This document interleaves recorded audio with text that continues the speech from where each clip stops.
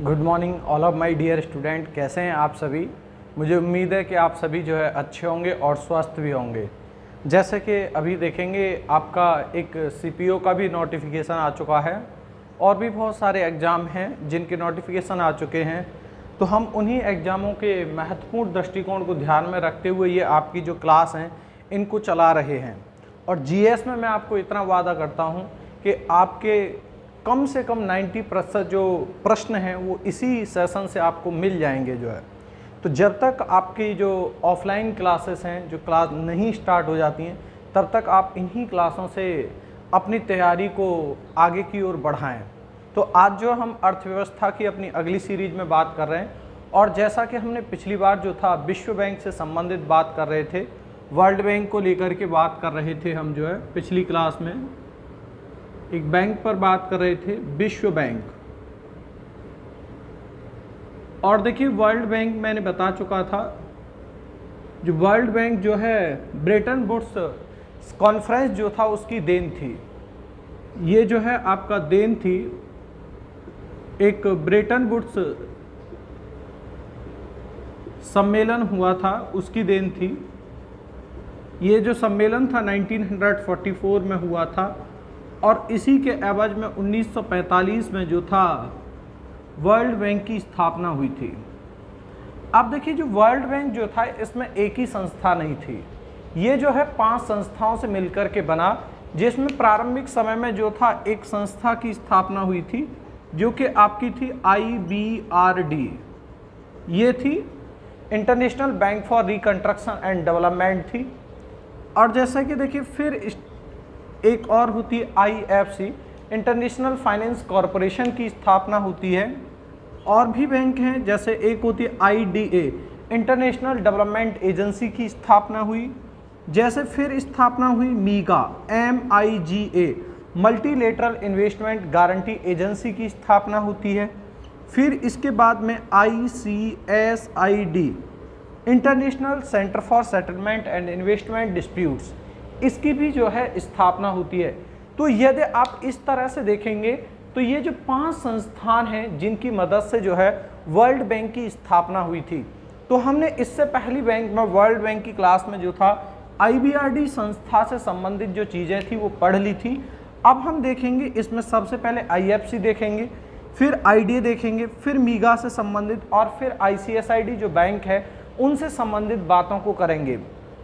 चलिए देखिए, एक बात हमेशा याद रख लीजिए, जो 5 बैंक हैं इनका जो हेडक्वार्टर है वह आपको याद रखने की ज़्यादा ज़रूरत नहीं है, क्योंकि सभी बैंकों का एक ही जगह हेडक्वार्टर है और वो हेडक्वार्टर वाशिंगटन DC में है।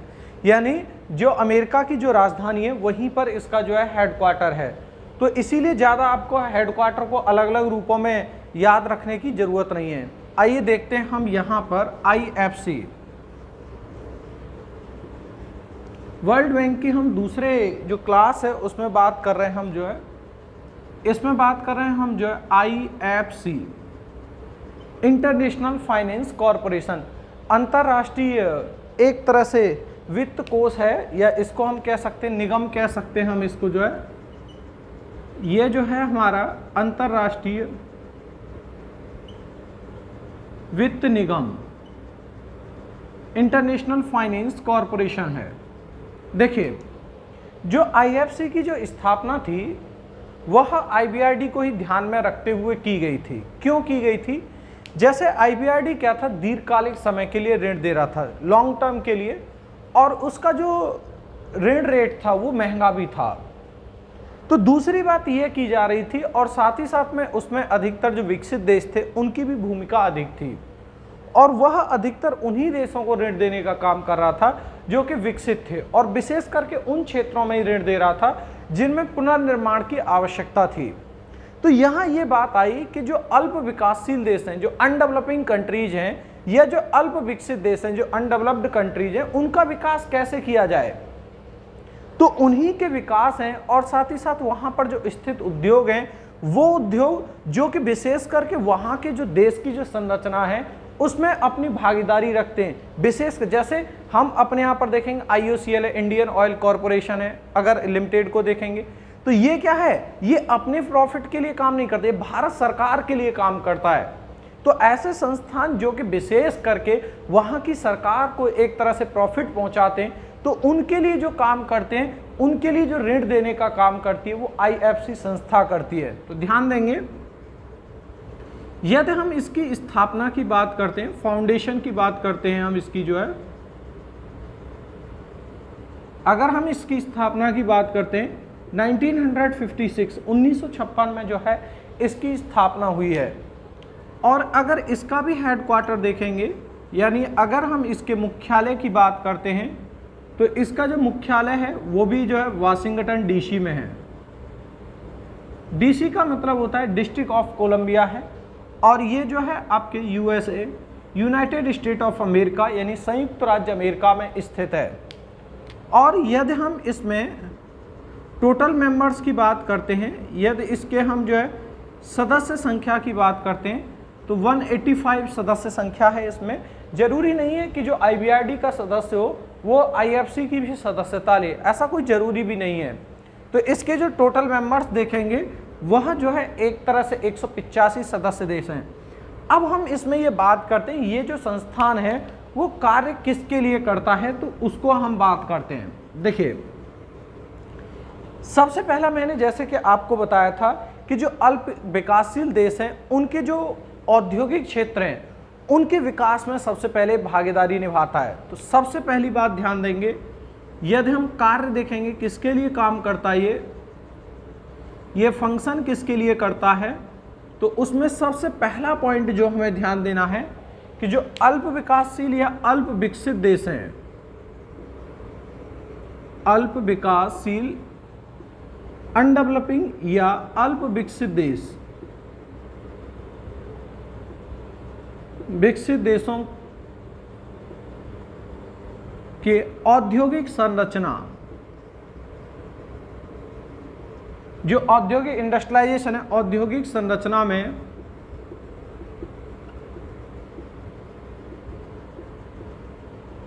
भागीदारी निभाता है, सबसे पहली बात। और जो पॉवर्टी सेशन है, जो गरीबी है, उस गरीबी को भी जो है ये कम करने की बात करता है। वैश्विक स्तर से गरीबी को कम करना है। और देखिए, इसी क्रम में जो IFC है इसने 2030 तक ये लक्ष्य रखा है कि हम वैश्विक स्तर से जो गरीबी का स्तर है उसको समाप्त कर देंगे। ये भी आपको ध्यान रखना है, 2030 तक वैश्विक स्तर से गरीबी को समाप्त करने का लक्ष्य।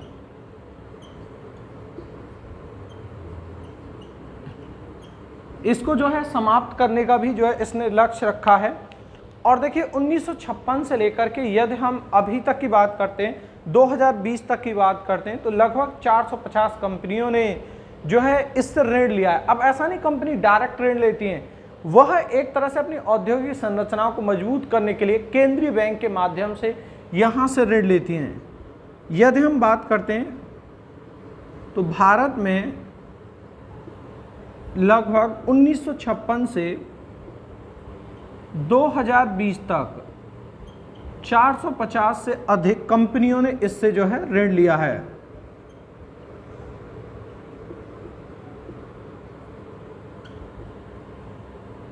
ऋण प्राप्त किया है। तो इसका एक आप जो है स्क्रीनशॉट लेंगे।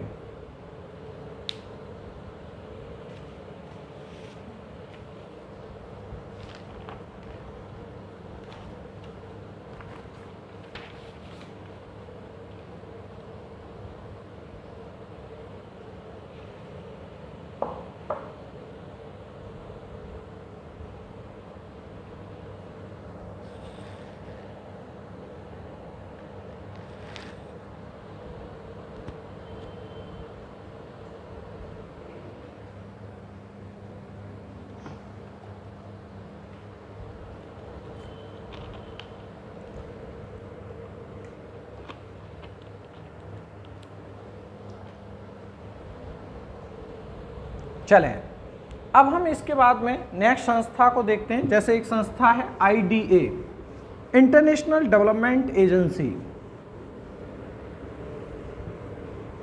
अंतर्राष्ट्रीय विकास निगम है उसको भी देखते हैं, या परिषद है उसको देखते हैं। देखिए IDA इंटरनेशनल डेवलपमेंट एजेंसी है, अंतर्राष्ट्रीय विकास परिषद। एक है ये जो है अंतर्राष्ट्रीय विकास परिषद। देखिए जो IDA है इसको सॉफ्ट लोन विंडो भी कहा जाता है, क्योंकि ये एक ऐसा संस्थान है जो सस्ते ऋण पर जो है, यानी एक तरह से सस्ते ब्याज दर पर जो है एक लंबे समय के लिए जो देश हैं उनको ऋण उपलब्ध कराने का काम करता है। विशेष करके ऐसे देश जो कि अपना विकास कर रहे हैं, अपनी औद्योगिक संरचना का विकास कर रहे हैं, तो उन देशों को ये सस्ते दर पर जो है ऋण उपलब्ध कराता है, और वो भी एक लंबे समय के लिए उपलब्ध कराता है।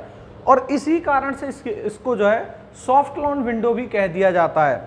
और जो इसकी स्थापना है 1960 में हुई थी, 1960 में हुई थी, और इसकी भी जो है हेडक्वार्टर है वो भी वाशिंगटन DC में। और यदि हम इसके CEO देखते हैं वर्तमान में क्रिस्टालिना जॉर्जिवा हैं, तो आइए इसको भी देखते हैं।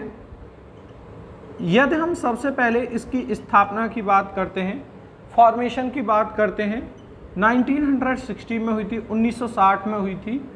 और यदि हम इसका हेडक्वार्टर की बात करते हैं तो इसका भी जो हेडक्वार्टर है वाशिंगटन DC में है, यानी USA में है, इसका भी जो हेडक्वार्टर है।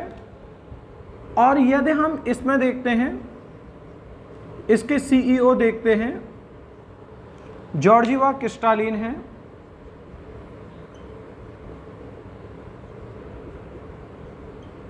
क्रिस्टालिना। इसके जो है एक तरह से CEO हैं, महिला CEO। और इसमें सदस्य देश देखते हैं 173 हैं।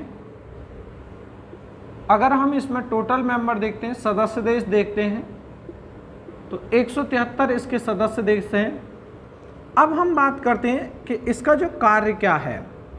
तो सबसे पहली बात, सस्ते दर पर ऋण एक लंबे समय के लिए उपलब्ध कराना है, सबसे पहला काम। सस्ते दर पर लंबे समय के लिए ऋण, लोन उपलब्ध कराना है, सबसे पहली बात। और इसीलिए इसको सॉफ्ट लोन विंडो कहते हैं।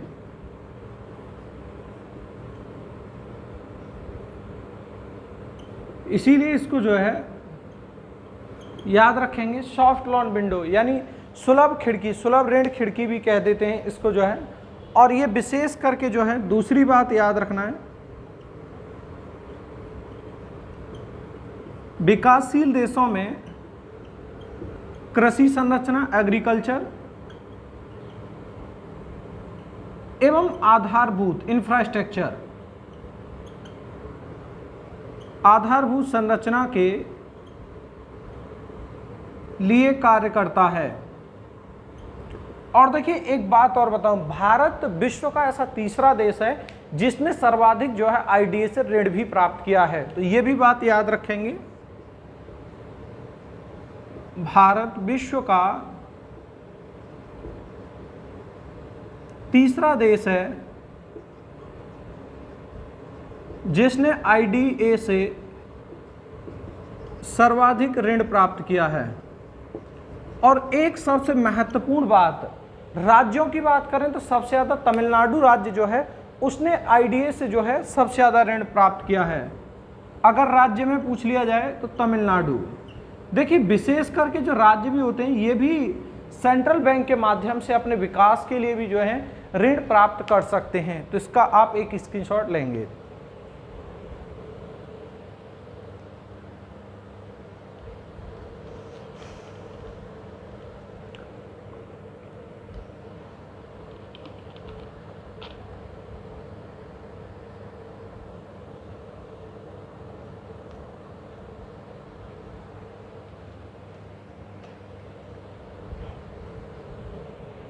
चलिए नेक्स्ट देखते हैं हम जो है, एक संस्था है मीगा, MIGA, multilateral investment guarantee agency. एक जो संस्था हमारा जो है उसकी भी बात करते हैं। एक संस्था है हमारा मीगा, MIGA, इसकी भी बात करते हैं। देखिए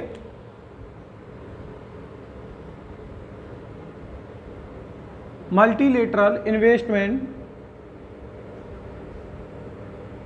गारंटी एजेंसी। देखिए इसका काम क्या है, ये विशेष करके एक तरह से आपके यहाँ पर निवेश करने से संबंधित गारंटी देता है। कैसे गारंटी देता है उन पर भी बात करेंगे। यदि हम इसकी भी स्थापना की बात करें, फाउंडेशन की, तो इसकी स्थापना 1988 में हुई है, 1988 में हुई है, और इसका भी जो हेडक्वार्टर है वाशिंगटन DC में है। यदि हम इसका भी हेडक्वार्टर देखेंगे वाशिंगटन DC में है, यानी USA में है। और इसके सदस्य देश देखते हैं 179 है, इसके सदस्य देश हैं। टोटल मेंबर्स देखते हैं, यदि हम इसके भी जो है सदस्य देश की बात करते हैं तो इसके सदस्य देश 179 हैं। अब बात आती है ये काम क्या करता है। देखिए इसके दो काम हैं। सबसे पहला काम है निवेश संबंधित मंजूरी देना, और दूसरा एक जो मुख्य काम है, जैसे मान लीजिए कोई भी कोई भी जो मीगा का सदस्य देश है और वो किसी भी सदस्य देश में ही इन्वेस्टमेंट कर रहा है, तो मीगा इस बात की गारंटी देता है कि मान लीजिए यदि वहाँ पर पैसा मारा जाता है तो ऐसी स्थिति में उस पैसे को दिलाने के लिए जिम्मेदार हमें, या देने के लिए भी जिम्मेदार हम रहते हैं। तो इससे निवेशकों को जो है दूसरे देशों में इन्वेस्टमेंट करने से संबंधित भरोसा भी हो जाता है। तो इसका जो विशेष करके काम है उस काम को हम बात कर रहे हैं कि इसका जो काम क्या है, उस काम संबंधित बात को बात कर रहे हैं। सबसे पहली बात तो यह है कि निवेश संबंधित गारंटी प्रदान करता है।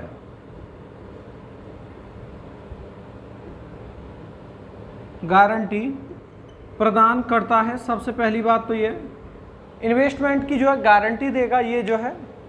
और दूसरी बात, सदस्य देशों को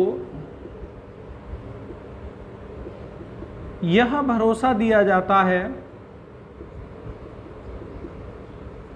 कि किसी भी प्रकार के निवेश में यदि उनकी पूंजी फंस जाती है तो उसकी भी जिम्मेदारी जो है वो मीगा की होती है। इसकी भी जो जिम्मेदारी है वो किसकी होती है, मीगा की होती है। तो इनसे संबंधित जो काम है वो ये करता है। तो इसका भी आप एक स्क्रीनशॉट लेंगे।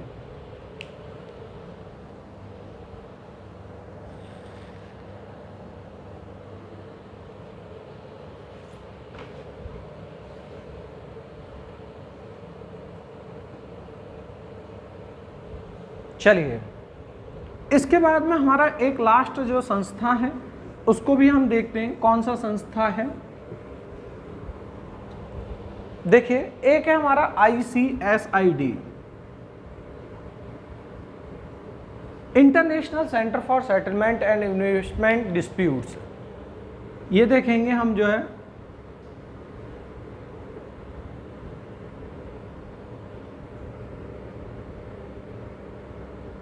सेटलमेंट, इन्वेस्टमेंट एंड डिस्प्यूट्स, यानी जो सदस्य देश हैं यदि उनके मध्य में किसी भी बात को लेकर के विवाद चल रहा है तो उन विवादों को सुलझाने के लिए और साथ ही साथ में उन विवादों से संबंधित यदि वहां पर निवेश की जरूरत पड़ती है तो उसके लिए जो काम करता है वो ICSID करता है। यहां सबसे पहली बात ध्यान देना है, सदस्य देशों के मध्य में आपसी विवाद को सुलझाने के लिए